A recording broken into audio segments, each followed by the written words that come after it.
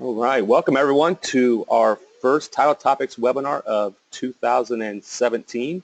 I am Jeremy Yowie, Alta's Vice President of Communications, and today we're going to kick off the year with essentially two informative webinars packed into one. So hopefully after today's presentation you will have a good understanding of the types of title orders that you'll receive this year and what's expected to be dominated by purchase originations. Before starting, I just need to quickly touch on a few housekeeping items. A copy of today's presentation can be downloaded from your GoToWebinar pane. If you're only logged in via the audio, shoot me an email and I will send you a copy after the conclusion of the webinar. And my email is jyohe@alta.org. Again, that's jyohe@alta.org. All participant lines are muted for today's presentation. If at any time you have a question, please submit them through the questions box, and we'll hold a little bit of time for Q&A at the end of the presentation. Also another reminder, today's presentation is being recorded.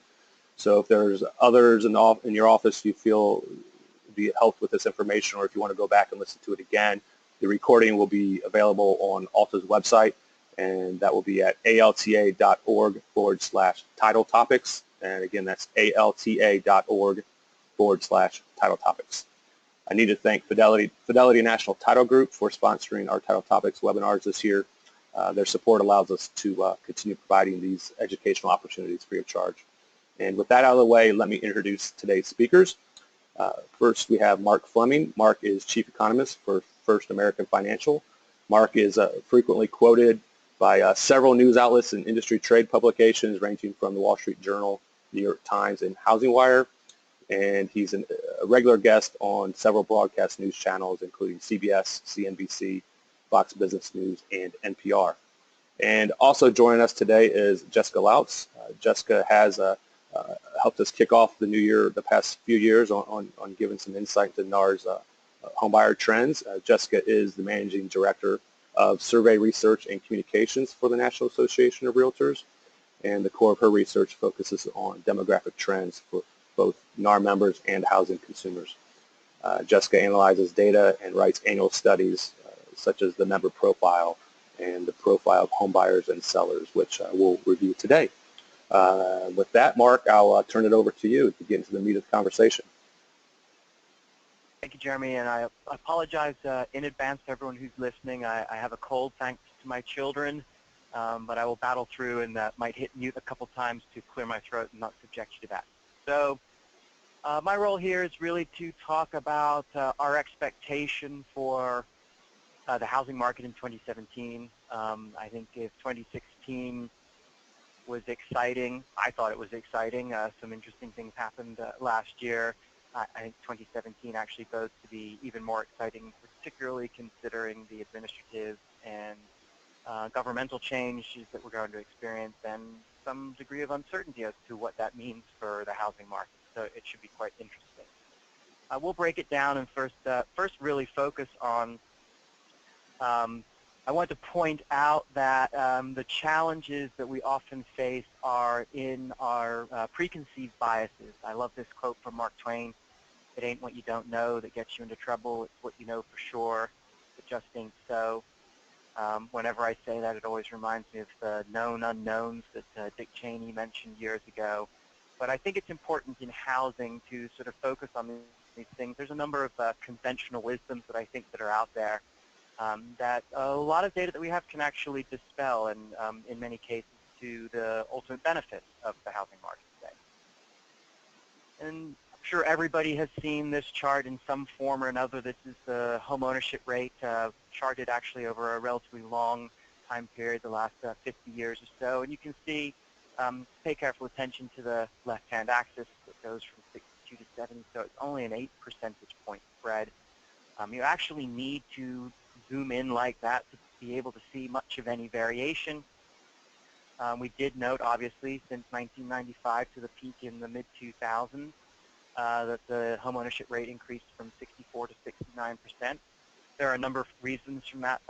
Many of them are demographic, and I'm sure Jessica will talk about those as well. But I would argue that the last few percentage points might have been, shall we say, characterized by financial innovation, to be nice. And you can clearly see the correction there. And the focus now, obviously, in the press is comments around, are we heading to be a renter society? Is the dream of homeownership dead? These are 50-year lows in the homeownership rate. Arguably, those make for good headlines. Probably about half of the decline is due to the economics and the correction from the housing bubble. The other half is quite likely due to really basic things happening demographically. You have to remember that the homeownership rate is actually a very simple measure. It is the number of owned households over the total number of households, and total is defined as owned and rented. In this chart, we're showing you the growth rate in rental households in green and the growth rate in owned households in blue. And what you can basically see is since the end of the recession, we have formed effectively over 6 million rental households. And we've actually lost about 1 million owned households. So that fact alone shifts the home ownership rate. Now the real question becomes reasons why and who's doing the renting and not the owning. And certainly some aspects are part of that decline in the home ownership rate or that increase in rentership rates relative to owned is the transition of those being foreclosed upon in basically transitioning them from renters, from owners to renters. But in large part, there's a much bigger dynamic, and that's, of course, the millennials. We do see that the home ownership rate for households under the age of 35, that's typically your sort of millennial cohort, roughly speaking, is down significantly from where it was at the peak. Millennials, like all other generations, I think got caught up in the excitement of the housing boom, but are now actually renting at a lower rate than prior generations when they were under 35, as you can see basically in the 80s and 90s. And so the real questions become, sort of talking headline speak, will millennials never want to own a home again? And I'll let Jessica really delve into that question, but I will point out that we want to do an interesting comparison of different generations and the drivers of home ownership, or in economics we talk about tenure choice, the tenure choice to be a homeowner as opposed to a renter. And so what we're doing in this chart is comparing each of the last three generations, millennials, Generation X, and baby boomers, when they were aged 30, or so we're in the median of that generational cohort was aged 30, and we're going to reference and compare Generation X and millennials to baby boomers. So it's all in relative terms to baby boomers. So if the home ownership rate of 30-year-old baby boomers, when that generation was on average 30 years old, was say 50%, then if you have the same 30-year-old Generation X home ownership rate at their age 30, then you would be at 1. If you have a better home ownership rate, you would be at something above, and if you're inside the blue line, you're at something less. So you can see that Generation X actually fared in terms of home ownership at about exactly the same level as baby boomers, and as I just showed, millennials are actually underperforming in terms of home ownership. The question really becomes why? Well, is it the ability to pay for it, right? If you don't have a job or you don't have a good income, maybe that's the challenge. And you can actually see that Generation X actually fared better from an income and employment perspective relative to baby boomers. And millennials aren't necessarily faring any worse than baby boomers, although they are faring worse than Generation X at age 30, and that's largely because 30-year-old millennials are coming out into an economy sort of suffering from the Great Recession or recovering from the Great Recession. Clearly, you can see a generational shift in terms of the amount of education, and in large part also a generational shift towards being less likely to be married and having less likely to have children at age 30. Let me make clear here that this is not saying that millennials will be perennially undermarried and underchildrened relative to other generations. It's just that they're doing it at a later date. And much research actually shows that lifestyle choices such as getting married and having children are very, very important drivers in your choice of being a homeowner. Once those things happen, it the choice of home ownership really becomes about how much home I can buy now that I've made the decision, given my lifestyle has changed, as opposed to simply treating housing as a financial instrument. So those lifestyle decisions and the fact that they're potentially being delayed is a large cause for the relatively lower home ownership rate amongst millennials at age 30. Now, education takes two things: time, which is also one of the reasons for the reduced marriage and children rate, but also money, right? And so the question simply becomes, well, maybe they're burdened by student loan debt. A good Brookings study, actually using flow of funds data from the Board of Governors a couple of years ago, showed that over time, the median or mean, blue or orange line here, student loan payment to income ratio. So how much am I paying on a monthly basis to my student loans relative to my income has remained quite stable since the 1990s. Even though I may be borrowing more money, three things are happening. The student loan interest rates are lower.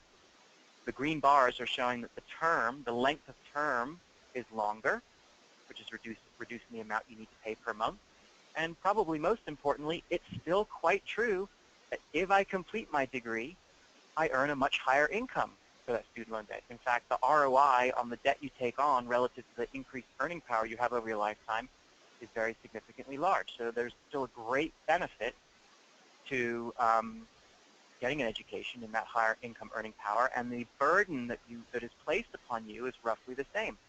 So I would simply argue, in terms of the ability to afford to buy a home and student loan debt, research is actually showing that, sure, if you have student loan debt in your mid-20s and have finished college, you are less likely to be a homeowner than someone similar to you who has also finished college but for whatever lucky circumstances doesn't have student loan debt. So that makes a difference early on.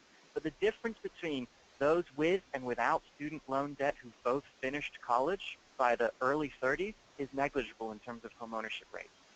Again, delay, not ever doing it again. So these are all building up to this idea of doing things later in life with regard to home ownership. The other thing, of course, is educational attainment, as we saw 2 slides ago, shows that millennials will be the most educated in terms of having completed bachelor's degree or higher educational attainment level than any other generation before. And if educational attainment is linked to higher levels of income, that should be beneficial for home ownership. And of course, we show that age really is a good proxy of the likelihood of being married, having children, having higher income, completing that college degree if that's where you're headed. All of those things are highly correlated with age. You're much more likely to have done those by the time you're 45 or 55 than when you're 25. And regardless of the ethnicity, you can clearly see here that home ownership rates increase, cumulatively keep increasing until about the age of 55. This is important to note, that even though the home ownership rate for 55-year-old whites, for example, is over 80%, that's very high. The home ownership rate for other ethnicities is actually over 60% by the time of age 55. And so one of the things you have to consider when you look at overall home ownership rate is actually the age distribution of these different ethnicities. The average age of a white person in the United States today is over 40. The average age of a Hispanic person in the United States today is only in their mid-20s.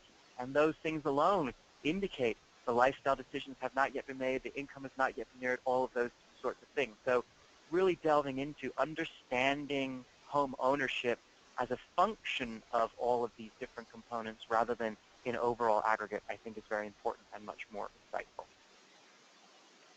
All that said, we do strongly believe that this will not become a renter society. And the fact is that the overall home ownership rate is likely to maybe go down a little bit further, but in all likelihood actually increase again in the near future, in the next coming years. And that's largely driven by this large millennial, larger than any other generation cohort, who has a strong willingness for home ownership.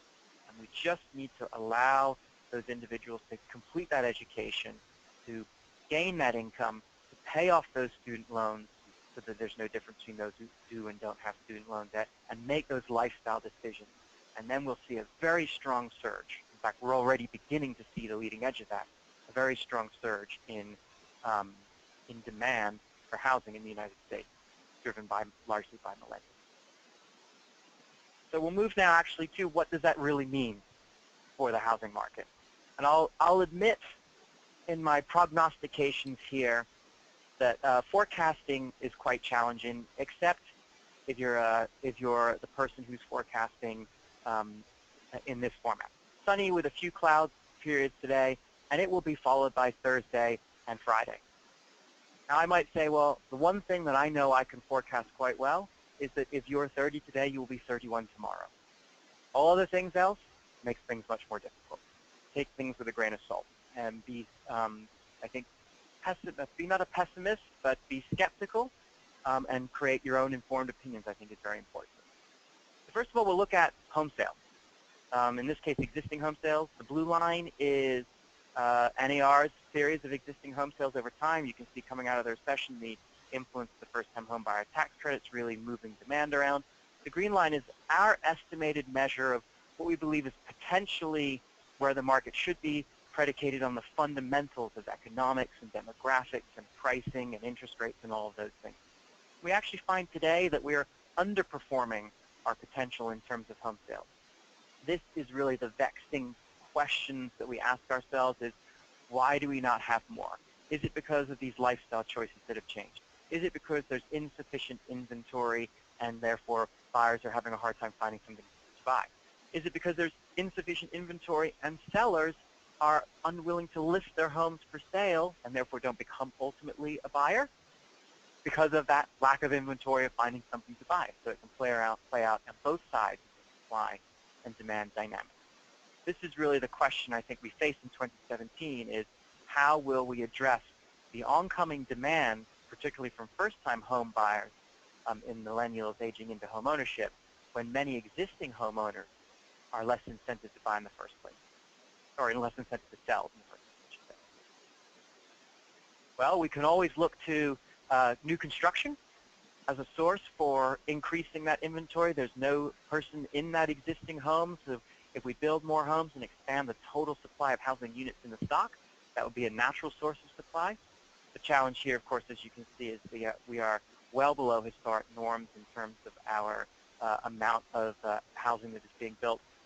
Probably a fodder for a completely other webinar on the reasons why, but many of the reasons are highlighted as land use restrictions, cost of compliance and regulation, in terms of the ability to create new housing communities or make them economically viable, the fact that it's in many cases, in many markets, not economically viable to build inexpensive or affordable housing, that it only works at the top end.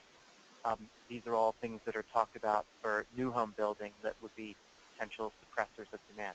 It looks like at this point, if you're sort of a graphist, that probably the steady state is somewhere around 1 million a year, and we're basically running short by about 200,000 at this point.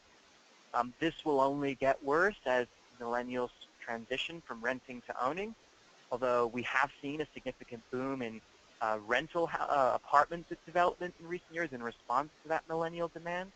And one opportunity would be to convert those rental apartments into condominiums if they're economically viable and attractive to millennials as homes and in the same neighborhoods that they like to rent in. And so we might see another surge of condo conversion in years to come. I think it's also important to point out here that we have seen basically a 30-year tailwind in the housing market in the form of falling mortgage rates. Really what I'm highlighting here in the blue line is that ever since the early 1980s, mortgage rates have in the long run been going down, and certainly went down very quickly in the last cycle coming out of the recession. Well, that creates obvious incentive for turnover. If you buy your home in 1983 at a 16% mortgage rate, you gain a little bit of equity, even if your income doesn't go up, in 1985 or 86, the mortgage rate's gone down by 3 or 4%. There's a natural incentive to either refinance and or sell and move up because you can effectively buy more homes based upon your monthly payment than you live in today by simply moving with a lower interest rate. And that turnover effect has really driven the housing market for the last 30 years, also made space for that first-time home buyer to move into the home that has been exited by the move-up buyer. The real question becomes, as we turn the corner and head into a rising rate environment, not suggesting that we're rising up to 16 or 18% mortgage rates, but as we move into a rising rate environment, that turnover engine will really begin to break down, and many existing homeowners will feel the rate lock-in effect. Why move when I have a 3.5% 30-year fixed-rate mortgage and the prevailing market rate is 5 or 5.5? All else held equal, it would cost me more to buy my proverbial same home back for myself in terms of monthly payment on a mortgage than if I were to stay put. That might create benefits for home equity lending and other ways to do home improvement or gain the additional utility of shelter that you might have otherwise gotten from moving, but it will significantly impact the supply of inventory of existing homes for sale, which could be problematic, as we've already talked about. I want to really differentiate now when you talk about prices. The green line is nominal house prices. You can see index to the year 2000. You can see the housing bubble increased prices by about 80% relative to 2000. The correction brought us back to about cut us back to about 50% higher than 2000. And you can see finally nominal house prices are yet again at levels that we've seen before, although for more fundamentally supported reasons, I would certainly argue. Those are your unadjusted green line house prices. When you compare that to what we call our real house price index in blue, what we're doing there is effectively inflation adjusting. It's not just based upon overall inflation that many refer to in economics as real inflation adjusted house prices, for example, but we're taking into account not the overall CPI, but inflation in this context is a function of income growth as well as mortgage rates, or really purchasing power. So the blue line is a purchasing power adjusted house price index. In other words, if my income goes up, all else held equal, I can buy more. If my income goes down, I buy less. If interest rates go down, I can buy more. So the combination of those really drive my purchasing power, and you can see on a purchasing power adjusted real basis, actually because rates are so low, and even though incomes haven't necessarily kept pace with nominal house prices, the combination of the modest growth in incomes that we've seen and the falling mortgage rate environment, we have significantly increased how much we can leverage our income into home price or home purchasing power, and that right now home prices are actually 20% less expensive than they were even in the year 2000, and about 40% less expensive still than they were at the peak. So house prices right now are actually more affordable than they've been ever in this millennium. When you break that out geographically, because of course what really matters is geography, you can see that most parts of the market in blue are still more affordable than in 2000. Anywhere you see green is an indication of above 100, so more a little bit less affordable than year 2000. But even the most expensive cities by this real house price index, places like Southern California, for example, are only modestly above their year 2000 level.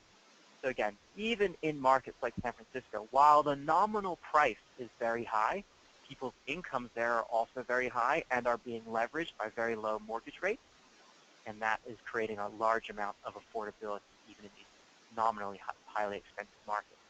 It is important to point out here, obviously, that in a rising rate environment that we're expecting in the coming year, in part possibly due to inflation driven by fiscal expansionary policy by the new administration, that some of that degree of affordability will be eroded because purchasing power, all else held equal, will decline with higher mortgage rates.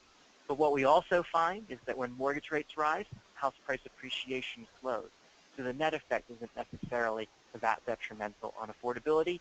And in the grander scheme, housing is so affordable in the long-run historical context today that even a rising rate environment, say 5% with 2 or 2.5 or 3 or above 3% wage growth rate, and only 3 to 4% house price appreciation, maintains a highly affordable housing market.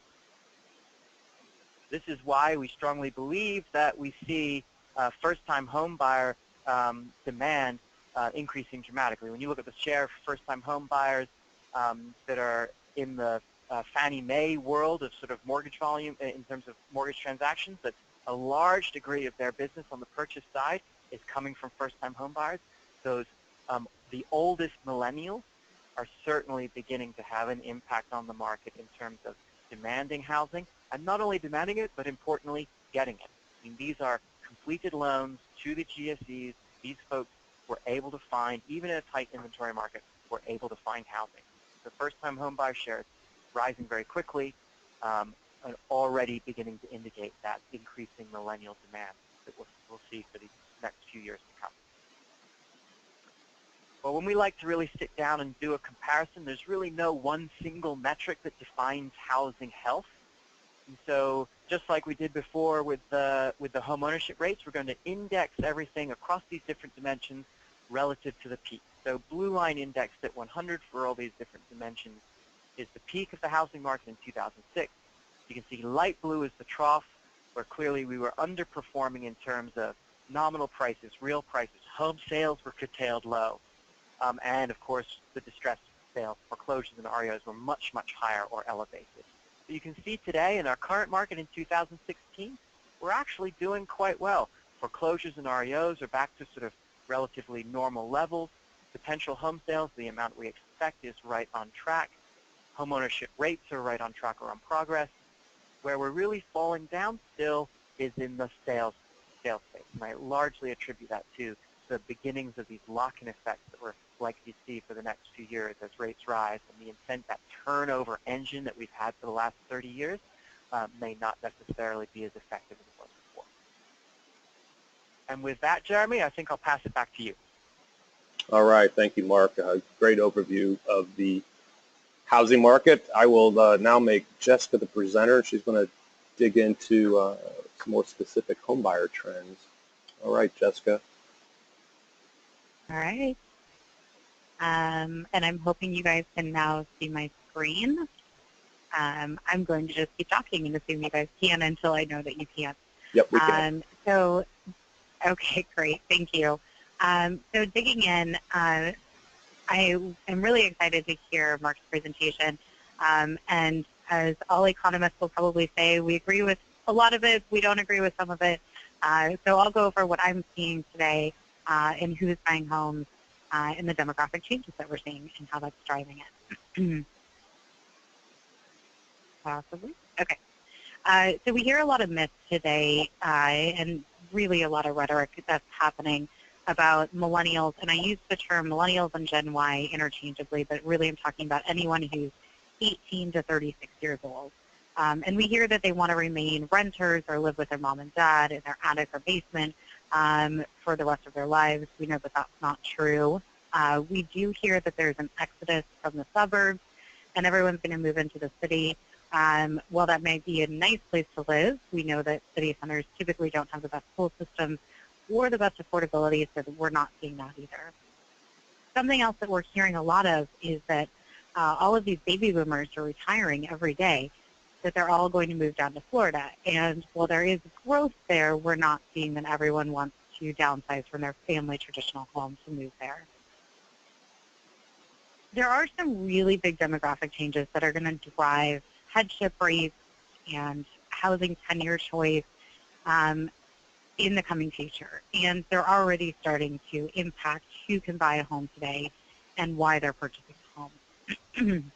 By 2045, we know that we're going to have a majority minority country, meaning that there's going to be more minorities in the country than there are white Caucasians. In fact, today, if you're a kindergartner and you're going off to school, you actually are more likely to be a minority than you are to be a white Caucasian student.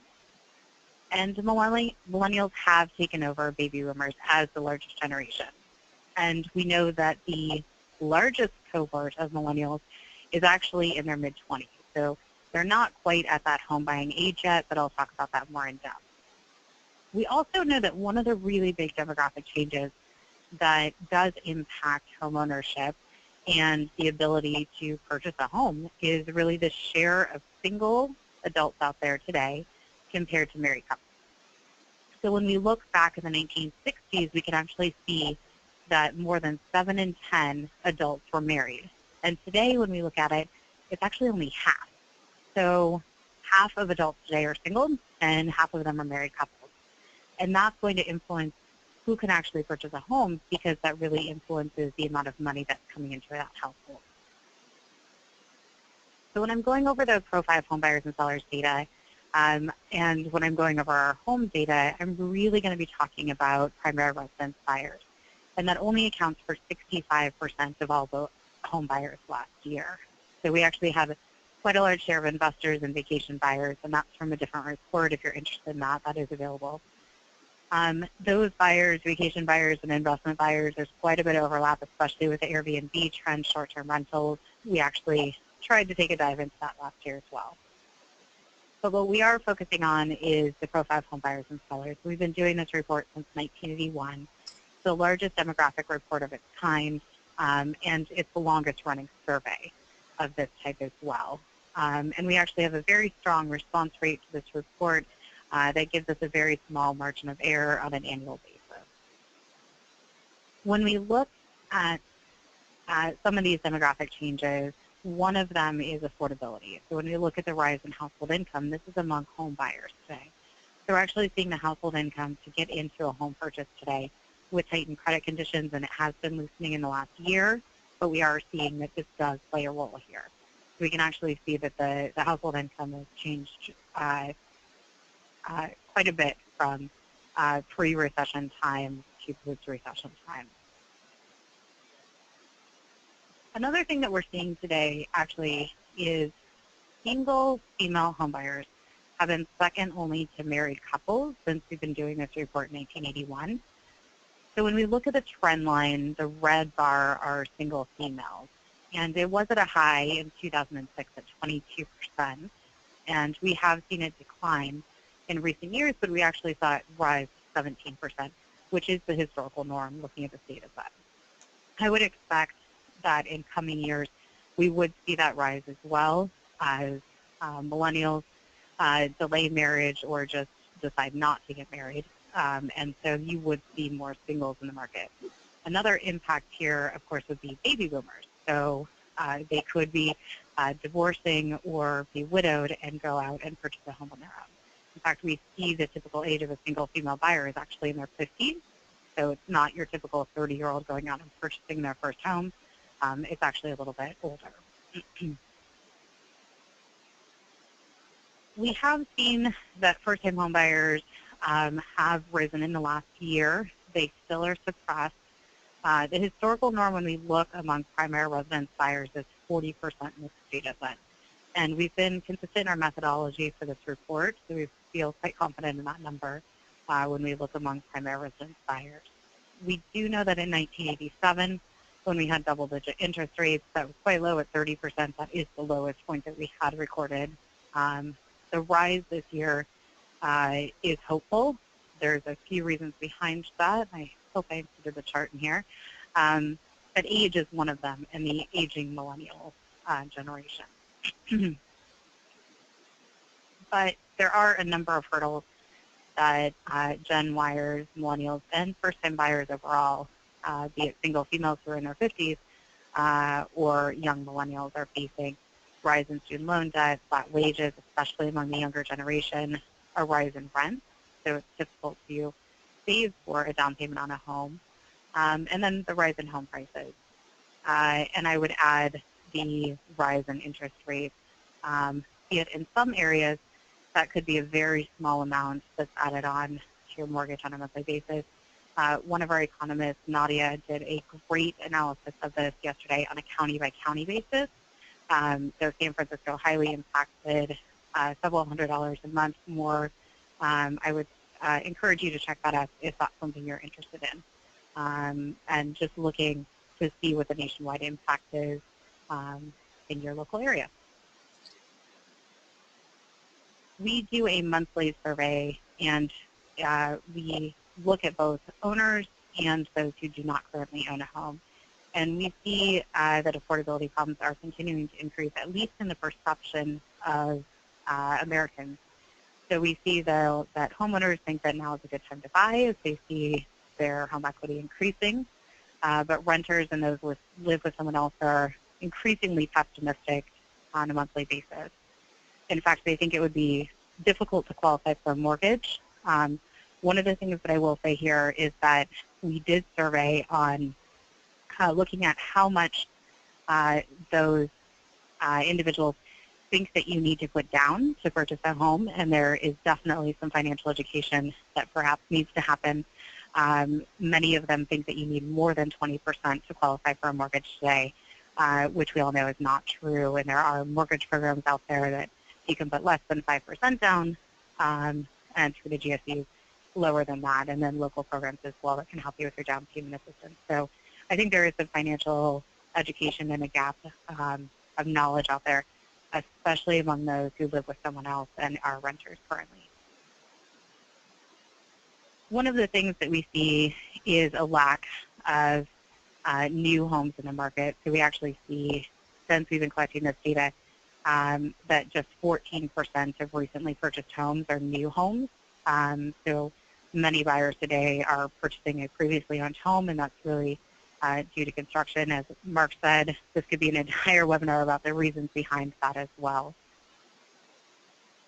We did a study this year as well, and we wanted to dive into student loan debt. So student loan debt is a mammoth issue, and there's so many studies out there, and many of them are separating out a number of factors like income and really controlling for that as well, area of the country, regional basis. All of those are extremely important. What we wanted to look at in this study is those who are currently paying their student loan debt on time. So there's a very large section of those with student loan debt, 45%, who are not paying their student loan debt. So they're either in default, deferment, currently in school, in the military, a number of situations where they're not making their payments. And so we wanted to look at those who currently are paying their monthly bills. The vast majority, I think close to 90%, are currently employed, and we wanted to see the impact to them. So among non-homeowners, we actually found that 71% said that their student loan debt that they're currently paying is impacting their ability to purchase a home. The part that we found really interesting, though, and this speaks to the inventory problem that is increasing prices nationwide, is that we wanted to know among current homeowners, is your student loan debt delaying you from purchasing a new home that could perhaps better fit your needs? We know there's a lot of Gen Xers, that forgotten generation between the Gen Yers and the baby boomers. We wanted to know perhaps how this is impacting their student loan debt. Perhaps they went back to school, obtained a master's degree, or this is their bachelor's degree that they're still paying for. And we did ask them, and a third of them, of current homeowners who are paying their debt, did say that their student loan debt is impacting their ability to purchase a new home, and for a number of reasons, whether the homes in their community are too expensive and their student loan debt payment would impact that. They've damaged their credit in the past, or they were underwater in their mortgage, or think that they're underwater, and they were only able to pay the minimum on their mortgage payment. So a number of scenarios there. We did ask the time frame for both, and they both said 5 years. That does match up with other studies that do control for a number of factors as well, that eventually you can purchase the home that's best for your needs or go on to purchase your first home, but it does delay the ability to do so. One of the things I think is really important, and this is an incredibly boring chart that has absolutely no movement here, is that homeownership is still part of the American dream, and we are collecting this on a monthly basis. There is absolutely no change. But I think it's important to understand that whether you can get into that home right now that you want to, or whether you're going to have to wait those 5 years, people do want to get into a homeownership position. And it's something that did not change after the Great Recession. Many people bounced back from it. And it's not just that they are saying that. There's a number of studies out there as well that do confirm this data from Pew, the Demand Institute, and Fannie Mae as well. This is one of the charts that I was alluding to earlier. One of the really interesting things that we found is that we are right next to a fire station. So I'm going to let those sirens go by. Hopefully you can't hear them too loudly. It's always fun with their big picture windows. All right, they are off. So one of the things that we have found is that the median age of home buyers for first-time homebuyers is really largely unchanged. So when first-time homebuyers can get into an ownership position, they actually do so at a very close age to when they did so in the 80s and to today. And so we really see it's a very tight range of between 28 years old and 32 that first-time home buyers are coming into the market and becoming home buyers. The purple bar is really interesting to us. What we're seeing is that in 1981, when you purchased your first home, you were 29 years old. When you purchased your second home and you perhaps had children, got married, and needed to fit into a home that was more appropriate to you, you were just 36 years old.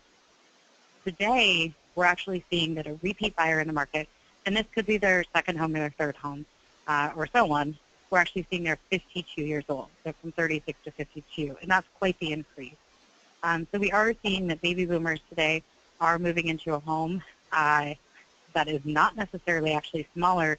Many of these homes are actually larger than when they were moving in the past, and many of these baby boomers do have children still under the age of 18 in their households, but many have children over the age of 18 or need to care for their aging parents as well. So an interesting change in dynamics here from what we have seen in the past.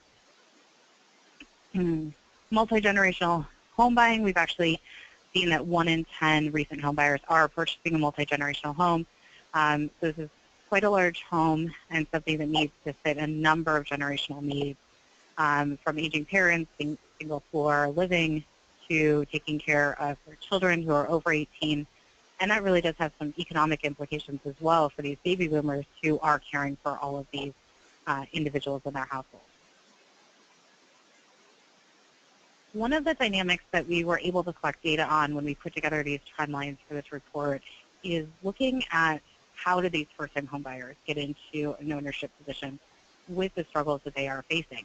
And we actually see this huge rise from 12% in 1993 to 1 in 5 recent first-time homebuyers are actually living with their parents, relatives, friends before moving in directly to an ownership position. So they're skipping that rental period. So they're able to chalk away that down payment to really save for that and skip those rising rents in many areas. I think that's a really interesting dynamic. I think it really creates some challenges, though, for those of us who need to work with those potential home buyers because they may not have ever paid an electric bill before or actually dealt with utilities. So they really do need probably a little more TLC than home buyers in the past. There's a lot of changes, of course, with the share of down payment. We have seen that it has declined from peaks in 2001 and then also in 1989, but higher than, of course, we saw in the 2006 and 2005 boom period. We are seeing today the difficulty with the mortgage application process. This has declined substantially in recent years, so people are having an easier time, or perhaps going in with more realistic expectations as well to the mortgage application process. We have found, so we collect data as well on those who are recent home buyers with student loan debt. 40% of those who are first-time buyers do have student loan debt. Their typical amount is $26,000, so that's pretty on par with what we do see from other studies. So these first-time home buyers, obviously gainfully employed, able to make those monthly payments, and able to overcome that debt to purchase that home. We have started collecting data on whether home buyers were rejected from a potential lender, and we do see that 5% were denied. It's higher for first-time home buyers. It is higher for those who do have student loan debt, and it's, we ask them the reason. Of course, they may not know particularly the reason why they were denied, or they may not have been told, but debt-to-income ratio was the highest, along with low credit score. Some of the demographic changes in the country we're really trying to get a handle on and really trying to look closely at the data. We do have an entire report that it's dedicated to veterans and active military buyers because they really are a different set of buyers who are out there. Veterans older, moving longer distances, active military, of course moving more frequently, but one of the really interesting findings that we found is that they're the highest share of home buyers who actually have a multi-generational home. so they're more likely to have those aging parents and the children in their home with them. So that creates a different set of buyers as well. Starting to collect data on the sexual orientation of buyers as well. Also a different interesting set of buyers because they have higher incomes. They're actually looking in city centers where different types of buyers are typically not looking in city centers. So great data on this as well if that's the spec that you're looking at and want to dive into that data set.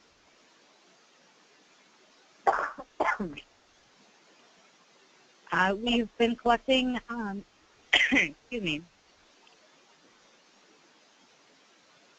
we've been collecting for several years data on senior-related housing and purchasing in senior-related housing, and this has continued to rise, and I would expect that it would continue to rise as the baby boomers do age. So we do see that just 30% of buyers who are 70 to 90 are purchasing in senior-related housing. The vast majority of our aging seniors are planning on aging in place and living in the home that they have lived in for quite a while. When buyers do go to purchase a home today, we actually see that their expected tenure is substantially higher than we have seen in the past. And we actually see that the tenure is higher than what we have seen as well.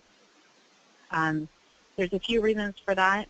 There's a lot of first-time buyers who perhaps watched their parents have a distressed sale or just watched the housing market and what had happened, and so they're skipping the starter home. We actually see that buyers today are purchasing a home that's larger today than they had in the past, more than 150 square feet larger. So when they are going to purchase that home, that 150 square feet doesn't seem like a lot of room, but really that could be that extra bedroom, the den, that extra bathroom, something that would be the impetus to have them move in the future. So we are seeing that when they do that, they're planning on putting down roots, and the things that would make them move in the future are a potential family change, so they do get married, or a job change as well.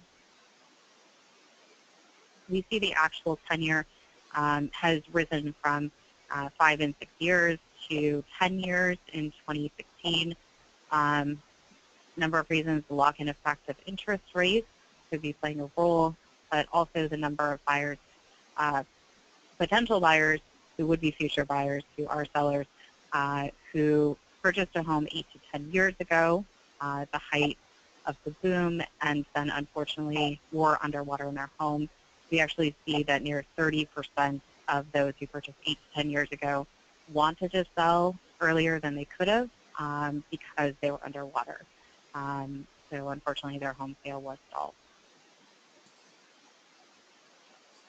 One of the things that I like to reiterate is that there's a lot of demographic changes. There's a lot of technological changes that are happening in real estate, but the referrals are really the way that business is done in the real estate market. So it's where sellers are finding their agent. It's where buyers are finding their agent.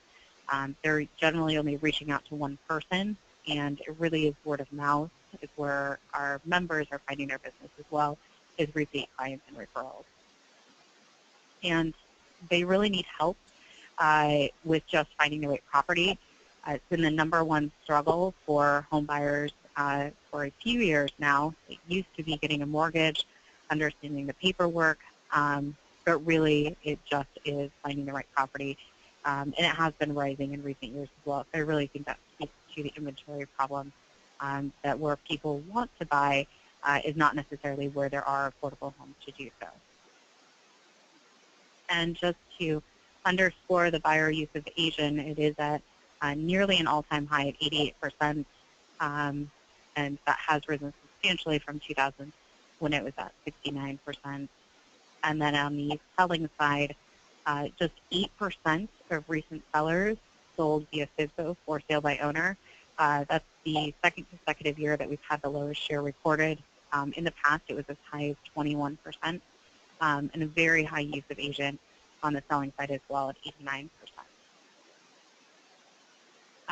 That is our contact info, and again, that blog post that Nadia wrote yesterday, fabulous, on county-level data on what the home prices would be on a monthly basis with increasing rates. But if you would like to follow us on any of these social media platforms, I would encourage you to. Yep, that's all I got for you. All right, Jessica, thanks for the great information on the buyer and seller trends, and Mark as well on the overall housing market. As we mentioned earlier, we're going to hold some time, 5 to 10 minutes for Q&A. So if you do have any questions for either of the speakers, please submit them, and we'll hopefully get them answered. Mark, a question for you if you're still there. Yep. All right. We have an inauguration of a new president in 9 days. Any thoughts on kind of the effect the Trump administration is going to have on the housing market? Well, we've already seen an effect, and that was the post-election increase in mortgage rates. I think the finance markets quickly shifted away from bonds and into stocks with an expectation of pro-business, fiscal expansionary policy, etc. That drove the yield up and the mortgage rate up by about 40 to 50 basis points. I like to say that in November, since we had been waiting all year long for the Fed to raise rates, which they had not done yet until December.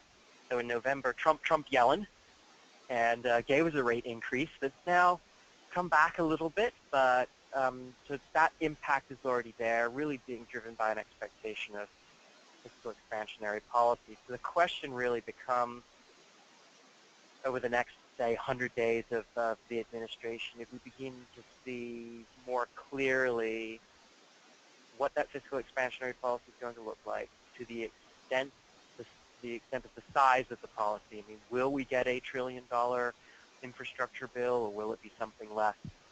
Those sorts of things.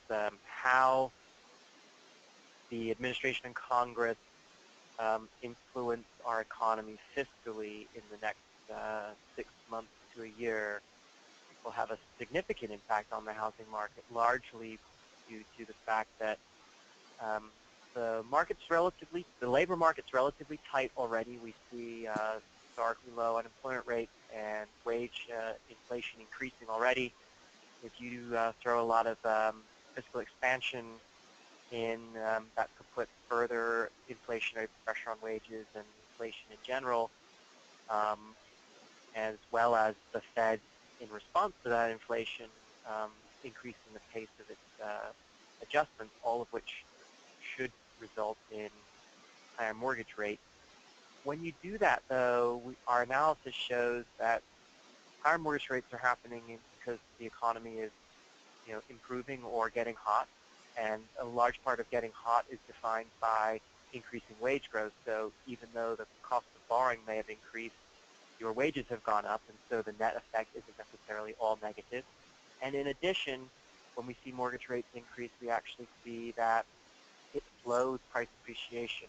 So much of what Jessica and I have already talked about, people don't not buy homes when rates go up. They buy less home, or they bid less on the home. And so our expectation is that the more rates rise, not necessarily, there'll be less impact on the actual amount of sales as much as there will be more impact on the actual slowdown in the pace of appreciation.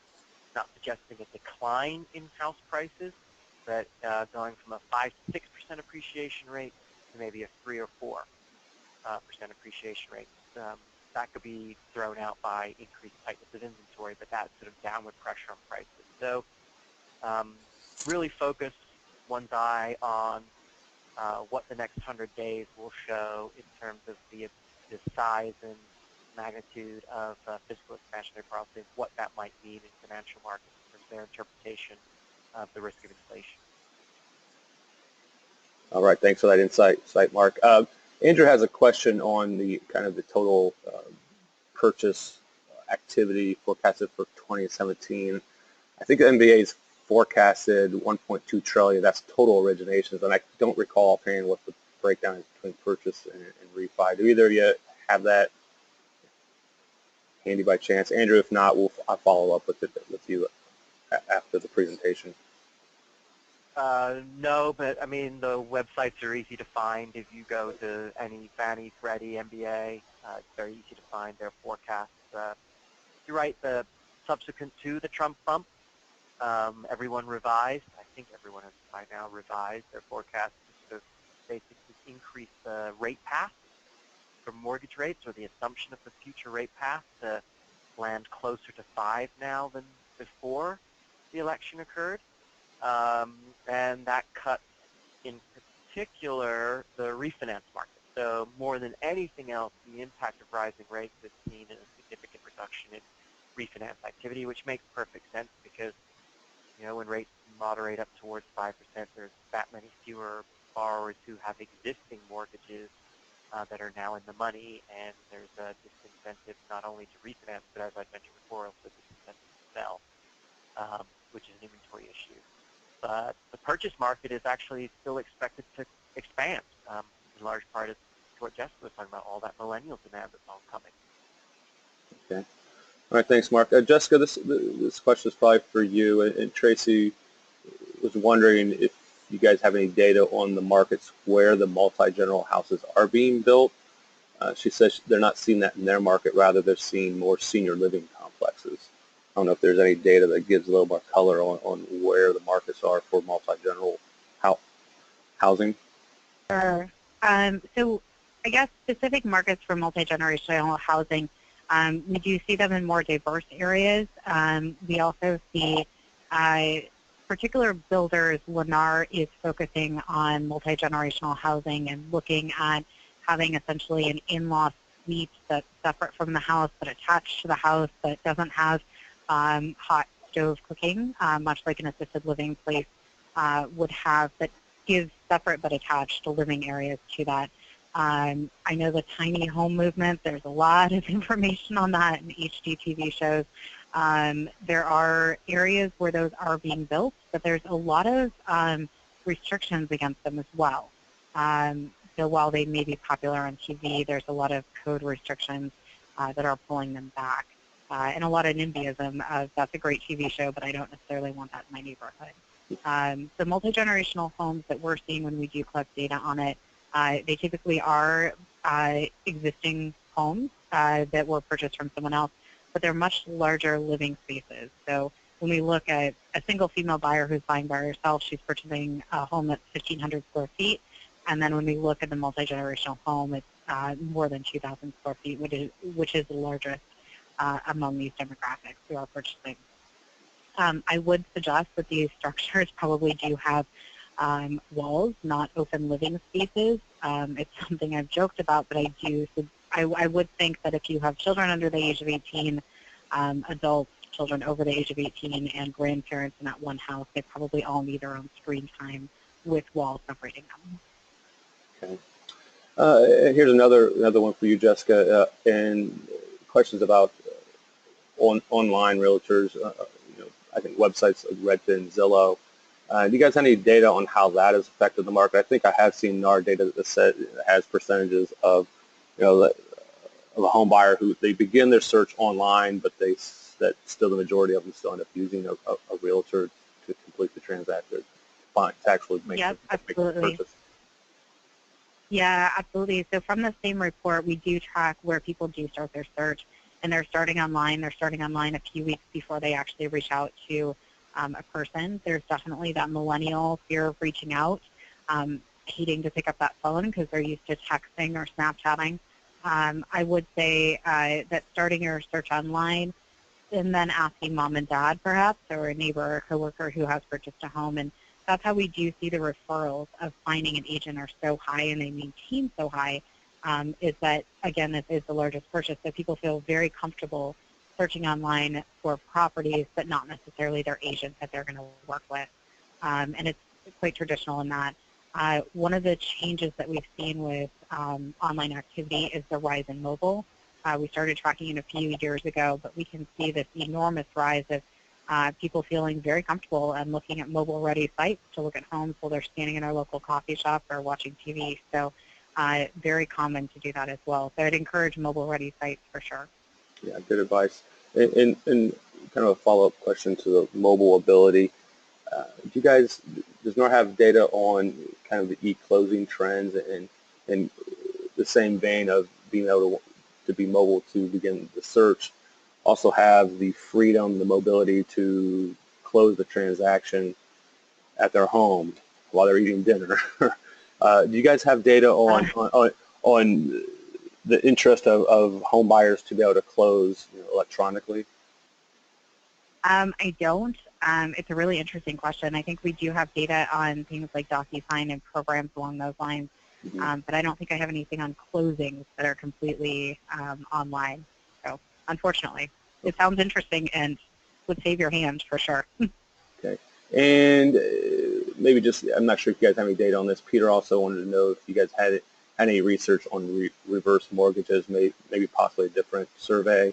I know New York has proposed some new regulations to make it a little bit more difficult to get a reverse mortgage. I don't know if you guys have seen any trends in this area. We don't have data on it, but we are doing a webcast on it, actually February 22nd, so I'm happy to send you, Jeremy, the information if you don't mind distributing to that person. Sure, yeah, that'd be fabulous. All right, we're already a couple minutes after the hour. Don't have too many additional questions coming in, but contact information is on the presentation, so you can find Mark and Jessica out there, even on Pinterest and Instagram, it looks like. Just as a reminder, again, if you missed today's webinar, I think others in the office would benefit from listening. The presentation was recorded. After it's edited, the recording will be available next week on Alta's website, alta.org/title topics. And looking ahead, our next free webinar will be in March, and we'll shift gears and provide information on how to recruit the next generation of workers and attract new talent to the industry. And next month, in February, we will offer our first presentation in our 2017 compliance webinar series. We'll have attorney Rich Horn, and he will provide an overview of the PHH versus CFPB case and where it stands right now and the implications the ruling could have on RESPA enforcement going forward. And with that will bring us to the conclusion of today's presentation. Jessica and Mark, thank you again for breaking down all the housing stats and home buyer and seller trends for us. And I also need to thank Fidelity once again for sponsoring today's webinar. I hope all the listeners found today's presentation useful, and take care, everyone.